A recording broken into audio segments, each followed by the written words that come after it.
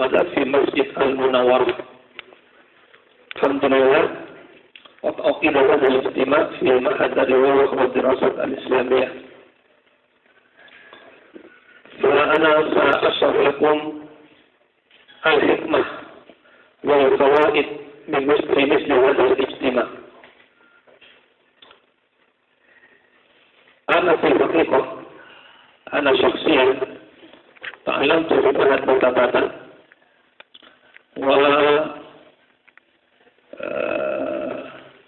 كونت هناك جماعة أيضا، وتلك الجماعة اسمها إكابة. إكابة بالإنجليزية إكatan alumni pondok pesantren Barat. Nah, إكابة قبل أكثر من 15 سنة قد أسست هذه الجماعة، وهي تبقى حتى يومنا هذا، وإن شاء الله ستبقى إلى يوم القيامة بإذن الله تعالى. فلذلك أنا أفرح فرحا شديدا حين أُقِدت أو قُعِدت أو أسست مثل هذه الجماعة. في كل سنة أنتم تجتمعون في مكان واحد مرتين، وحينما نلتقي في مثل هذا الالتقاء أو مثل هذا اللقاء تذكرنا الذكريات الماضية لما كنا جالسين في هذا المعهد في الزمان الماضي. أنا مثلا حينما حضرت إلى بعض الاجتماعات في إكابة لقيت هناك أحيانا بعض أساتذتي، بعض المعلمين الذين علموني سابقا حينما كنت جالس في إكابة، ولقيت أيضا بعض تلاميذي الذين تعلموا مني، ولقيت كذلك أصحابي الذين تعلموا معي في مستوى واحد. فتذكرت الأحداث السابقة التي عرفتها سابقا عندما كنت جالسا في ذلك المعهد، وهذا يبقى حتى الآن حتى يومنا هذا. هذا تعتبر من الحكمة التي نشعر بها حينما نكون ونؤسس مثل هذه الجماعة.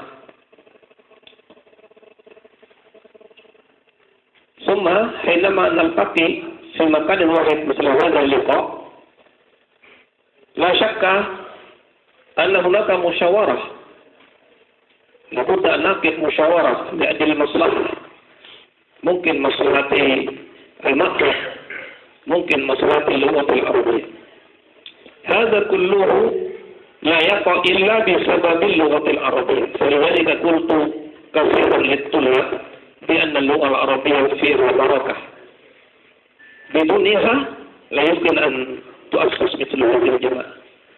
هذه الجماعة أسست هذا بفضل وبسبب اللغة العربية. فلذلك قلت لكثير من الطلاب وقد قررت هذا الكلام مرارا بأن اللغة العربية لا بركة، لا يمكن أن تحضر إلى هذا المكان إلا لأجل اللغة العربية. وسمعت منذ أول هذا البرنامج سمعت صوتكم يعني باللغة العربية الهندية وإندونيسيا، والحمد لله. اللغة العربية ستكون إن شاء الله وسيلة لنا، ستكون وسيلة وسببا لنا، سببا لاجتماعنا مع رسول الله صلى الله عليه وسلم. لأن رسول الله طوال حياته كان يتحدث مع صحابته باللغة العربية، هو لا يتحدث معهم باللغة العربية، دائما مع زوجته، مع أولاده، مع عائلته، مع جيرانه، مع صحابته، يتحدث هو معهم باللغة العربية. ولذلك لا بأس اتركوا معهد اللغة، لكن لا تتركوا اللغة العربية. اتركوا معهد اللغة العربية، لا بأس بذلك. ارجعوا إلى بلدكم، ارجعوا إلى قريتكم، اتركوا هذا المعهد، لكن لا تتركوا اللغة العربية. لأنك إذا Mana istamalta daiman al al-arabiyya satakunu al-barakah satakunu akthar. Ana alhamdulillah ma waladi rasyid ana bil arabiyyah. Illa idza kana hunaka mas'alah muhimmah jiddan tata'allaq bil ahwal al-ailiyah ana takallamtu ma'ahu bil lughatil madriyah atau indonesia. Lakin asna al-liqa yani في الخارج المسائل العالية أنا تكلمت معه باللغة العربية لأنني أريد أن أكون هو بديلا مني بعد أن انتقلت إلى علم الفرنس سيكون هناك بديل مني سيكون رئيسا ومديرا لهذا المعهد فلذلك أنا قلت له مرارا لابد أن تعلم اللغة العربية لأن فيه بركة كبيرة. طيب أنا mungkin أفضل أن أتكلم بلغة الإندونيسيا. Jadi itulah. Jadi kalian walaupun dulu nanti ada santri, ada murid, walaupun hanya 5 orang. Saya pertama yang datang ke sini 1 orang. Setelah 3 bulan baru ada titipan dari Kisyahid pegang tenang 3 orang, jadi 4 orang. Baru setelah beberapa bulan kemudian datang dari pesantren pondok pesantren Beringin dari Kesalin ke sini datang beberapa orang atau 7 orang begitu. Jadi berangkat dari sedikit dulu. Terus bukan datang 100 enggak. Dari sedikit dulu. Dari kecil dulu. Terus berkembang terus akhirnya besar. Jadi jangan pesimis. Kalau misalnya hanya 7 orang jangan pesimis. Jangan buat itu pesimis. Yang penting sampai mengajar. Sampai punya murid 10, sampai tetap taklim mengajar. Sampai punya murid 100 juga mengajar. Sampai punya murid 1 tetap taklim juga. Jadi taklimnya ini yang harus kita istiqomahkan. Taklimnya, bukan banyaknya santri. Istiqomahnya itu yang akan membawa berkah ke istiqomahan. Utulubil istiqomata, la tatulubil karamah. Utulubil istiqomata, wa la tatulubil karamah. Fa'innal istiqomata hiya ainul karamah. Carilah keistiqomahan. Istiqomah artinya tetap terus rutin. Terus dilaksanakan taklimnya, mengajarnya terus mengajar. Walaupun itu murid sedikit tapi tetap mengajar. Itu yang penting bahasa Arab. Tidak mungkin kita akan banyak punya murid kayak bahasa Inggris, tidak mungkin. Tidak mungkin. Para santri, para alumni yang saya hormati, bahasa Arab itu merupakan bahasa wahyu, merupakan bahasa ilham, bahasa wahyu. Tapi kalau bahasa-bahasa yang lain itu merupakan hasil kreativitas daripada manusia. Kenapa bahasa-bahasa yang lain itu tercipta di permukaan bumi ini, tercipta di sini. Setelah ada manusia baru ada bahasa.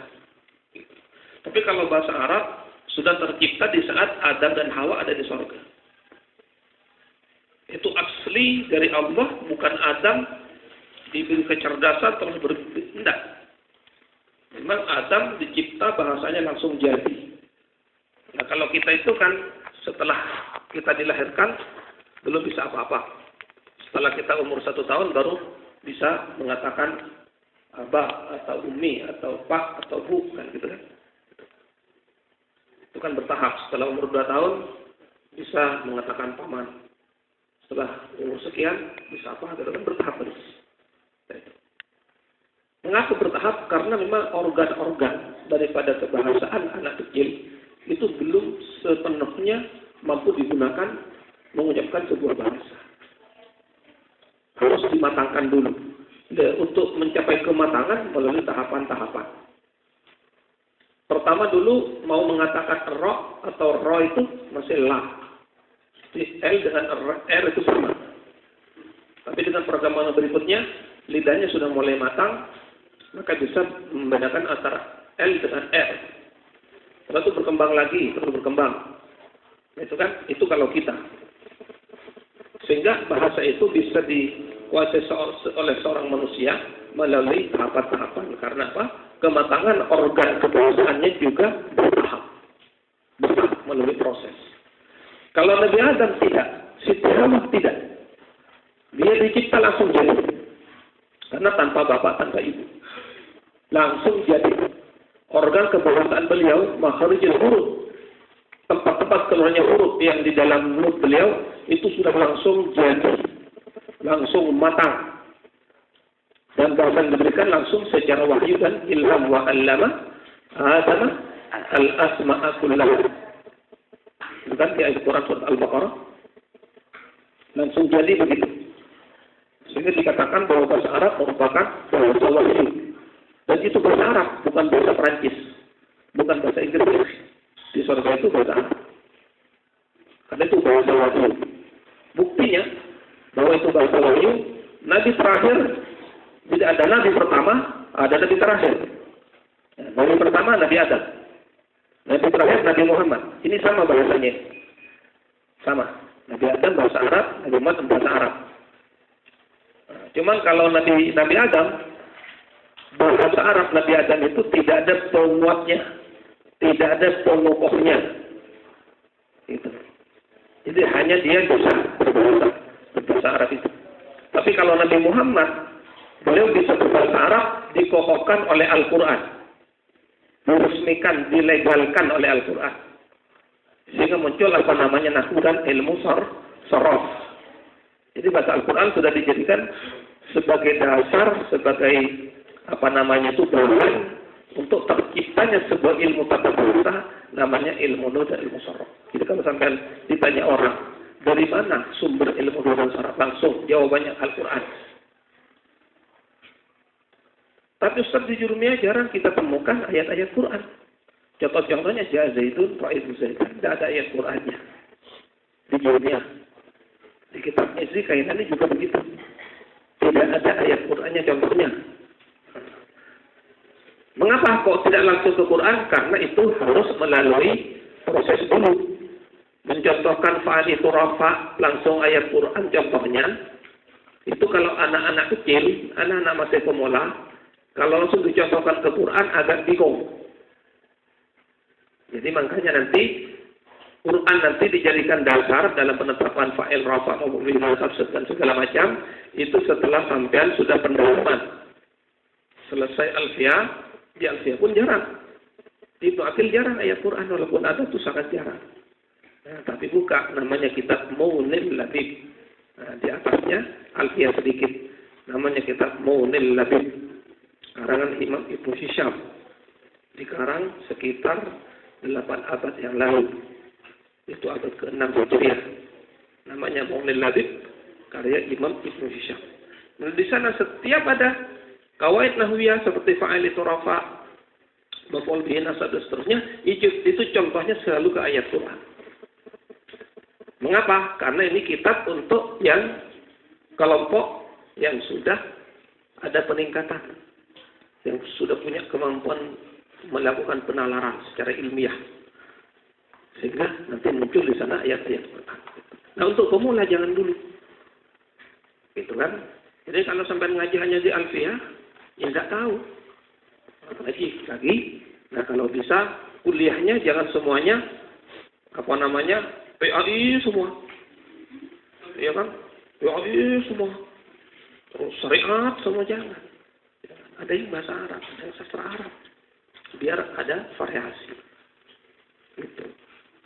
Nah, kalau sampai PAI semua, begitu sudah keluar dari kuliah, sudah pulang ke rumah, ada kampus butuh dosen, apa sampean anunya ijazahnya PAI? Aduh, sudah banyak PAI, sudah banyak lamben aja.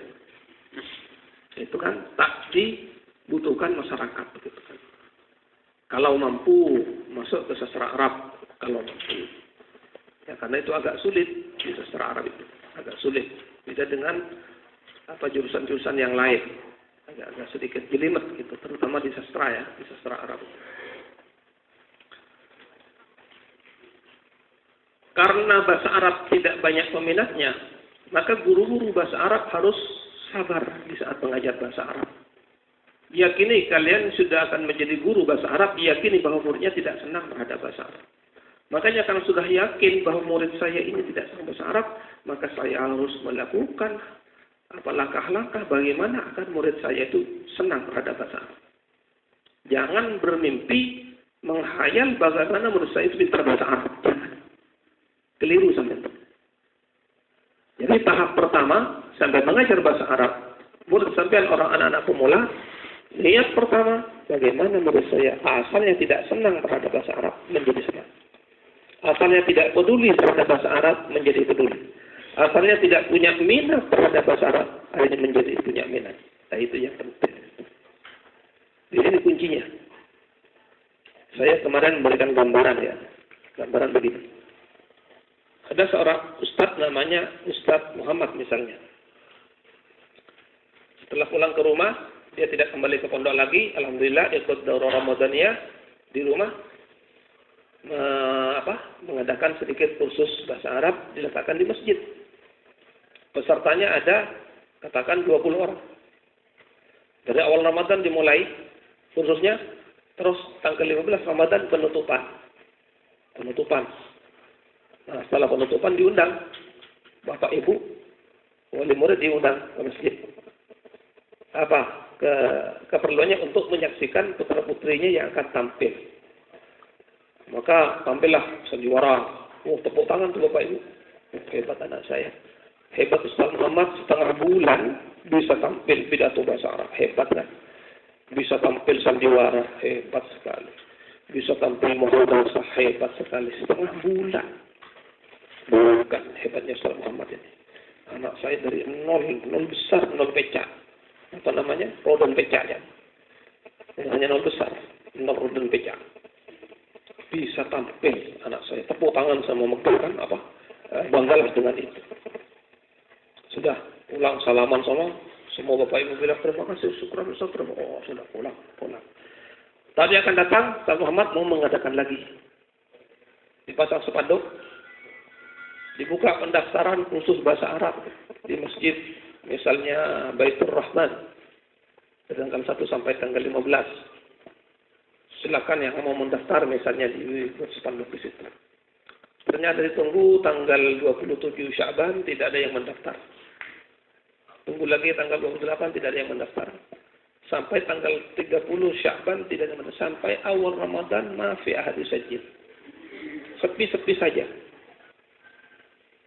Terus akhirnya Ustaz Muhammad datang ke wali murid yang tahun kemarin anaknya ikut. Beri salam ke itu. Assalamualaikum, waalaikumsalam. Pak, kok tidak ada yang daftar putra-putri sampean Pak, keponangannya sampean? Iya Ustaz, sudah saya suruh dia mendaftar. Tak mau Ustaz. Terus apa bilangnya? Iya Pak, memang saya pintar pidato bahasa Arab Pak. Saya pintar sandiwara, muhadzatsah. Tapi maaf Pak, setengah bulan saya kayak di penjara Pak. Saya terkekang setengah bulan. Nah itu kan. Jadi pintar tapi tak punya kepedulian.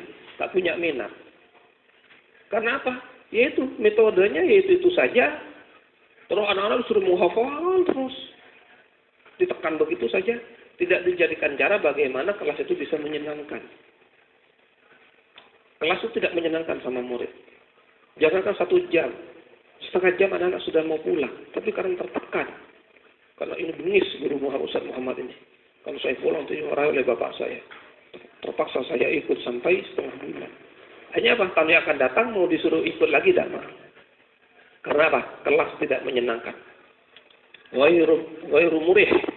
Al-faslu ghairu murih. At-tullab fihi ghairu murtahin. At-talibat fihi ghairu murtahat. Nah, itu. Jadi usaha bagaimana kelas itu menyenangkan. Jangan ditiru Darul Lughah. Darul Lughah sudah kadung maju. Sudah kadung melangkah lebih jauh. Walaupun setekan anak-anak suruh bayar Rp1.000, tapi tetap akan kembali mereka. Apa? Karena sudah punya minat. Sudah punya kesenangan terhadap acara Ramadannya ini. Nah, kalau sampai jangan dulu seperti itu. Bagaimana cara untuk membuat kelas itu menjadi menyenangkan? Ini yang penting nih. Ada beberapa hal catatan untuk kalian para ustazah. Bagaimana kelas bisa menyenangkan? Itu. Yang pertama, kelas tersebut sudah memenuhi sarana prasarana pendidikan bahasa Arab yang sudah maksimal. Sarana prasarana bahasa Arab, terutama alat elektronik seperti proyektor. Sekarang proyektor tidak harus beli seperti ini. Ini harganya 12 juta. Mecocong ngerti kan? Murah itu sekolah orang. Kalau itu 20 juta. Nah itu kan. Jadi beli sekarang ada yang murah, ada 3 juta. Kalau yang lumayan 5 juta sudah punya proyektor. Terus, diantaranya lagi, ada namanya laptop, itu gandengannya itu dengan laptop. Ada lagi namanya, kamera dokumen. Itu ada. Itu lagi diantara alat-alat elektronik harus terpenuhi. Pengeras suara, misalnya. Harus ada. Jangan hanya papan, spidol, papan, apalagi kapur. Itu saja. Masuk kelas itu kadang-kadang. Nah, kalau sudah ada laptop, ada proyektor, kan di saat anak-anak masuk, ya kan, muterin lagu-lagu Arab dulu, atau mungkin ada film lucu. Setelah setengah jam, kan ketahuan dulu kan bulan puasa. Ketahuan dulu kan. Kalau segi ketahuan dulu mereng-mereng jadi kasih bulan puasa. Di surah sekolah. Sudah, ini ada film bagus ini, film putar. Sudah segar lagi kan? Sudah segar, sudah semuanya sudah istilahnya sudah ini tidak ngantuk lagi, matikan, baru masuk pelajaran lagi. Jadi kan itu seling.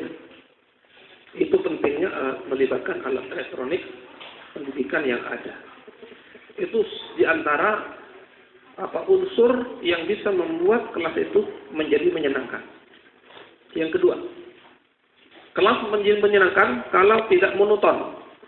Sesaat anak-anak dibawa ke bawah pohon. Kalau syukur-syukur kalau rumahnya dekat pantai. Wah, itu anak yang 10 orang. Lihat sampan dulu. Lihat perahu. Anak-anak bawa pulpen, bawa buku. Man minkum yurid an yuqaddim su'alan anil mufradat al-muta'alliqah bihadhil asya'.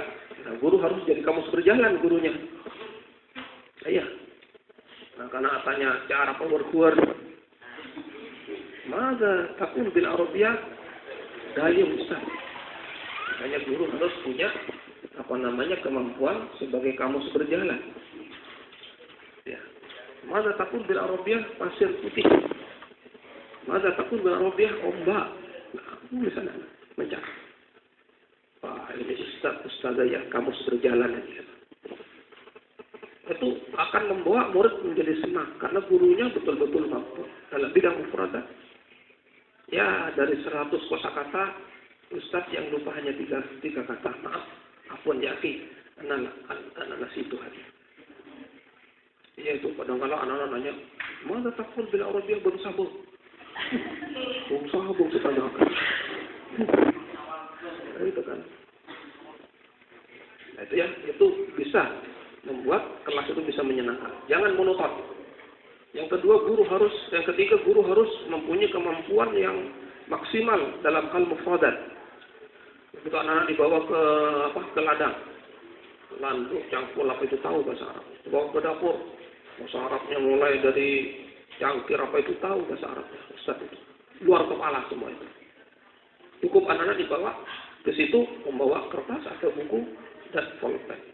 Sehingga kelas menjadi menyenangkan. Kelas tidak hanya di tempat di dalam bawah atap, kadang-kadang dibawa ke dapur, kadang-kadang dibawa ke kamar mandi, kadang-kadang supermarket. Di Al-Qoyim itu kan pertemuan bulanan. Dulu semua daerah itu datang ke masjid. Selesai muhadasah, langsung saya bawa ke supermarket. Saya bawa ke halaman kampus di Al-Qoyim. Karena mencatat terus tanyakan ke saya bahasa Arab. Ada satu kata yang saya tidak bisa, afwan ya akhi, ana nasitu hadhihi kalimah, ana saujib insyaallah fi syahril akhir. Saya harus buka kamus. Saya buka internet. Tanya ke Ustaz Google. Ustaz Al-Alam. Ustaz Google ya. Begitu. Jadi alhamdulillah saya tahbus bin nikmah. saya kamus punya 12. Kamus Arab saya punya 4. Sampai punya kamus yang 14 jilid. Lisanul Arab segini-gini. Ini santun pintar bahasa Arab. Hal laka kamus ya akhi? Na'am sab, hindi kamus. Aina kamus indak.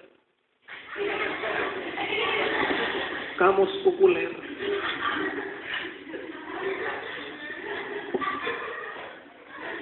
Ya Allah. Coba itu. Saya senang buka kamus. Walaupun tidak punya kerja, saya buka kamus. Terutama kamus kontemporer yang sekarang ada gambarnya. Gambar alat apa namanya itu? Mikroskop, kadang-kadang ada apa? Helikopter, ada gambar helikopter. Buka aja itu, buka aja. Satu saat di saat kita ditanya, ingat, oh iya pernah saya buka ini bahasa apa ini. Itu. Apalagi kalau sampai punya kamus namanya Al-Maurid. Itu kamus Arab Inggris, Inggris Arab. Dua jilid, satu jilid tebal itu yang Arab Inggris, sejilid lagi Inggris Arab.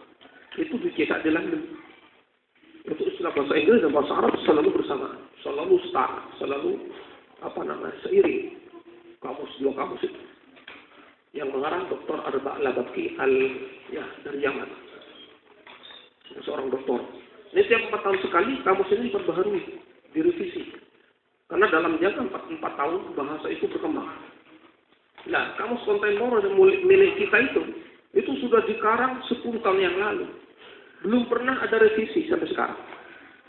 Dikatakan kamu sudah sempurna, belum. Bahasa tidak ada kata-kata sempurna. Bahasa itu mentah terus. Sama dengan ilmu fikih. Fikih itu tidak pernah mentah, tak pernah matang. Selalu mentah. Tapi ilmu tajwid, ilmu nahwu, itu ilmu yang matang. Jangan tambah lagi. Tidak Ustaz, ada pembaharuan nahwu, jangan. Tajwid pembaharuan, jangan. Tidak ada. Mempermudah bahasa boleh.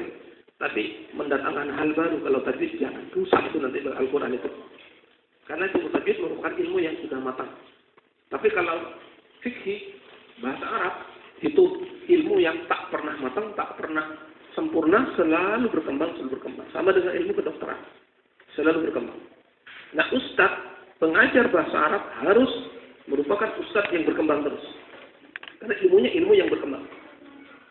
Jadi kalau dulu kitab Muhawarah Hadisah itu dikatakan hadisah, modern kan? Sekarang sudah tidak modern lagi. Hadisah dulu di masa Hasan Baru tahun 74. 74 sekarang tahun 2014, sudah berapa tahun? Sudah 40 tahun. Dihapus itu hadisahnya itu. Insya hadisah. Kalau bisa.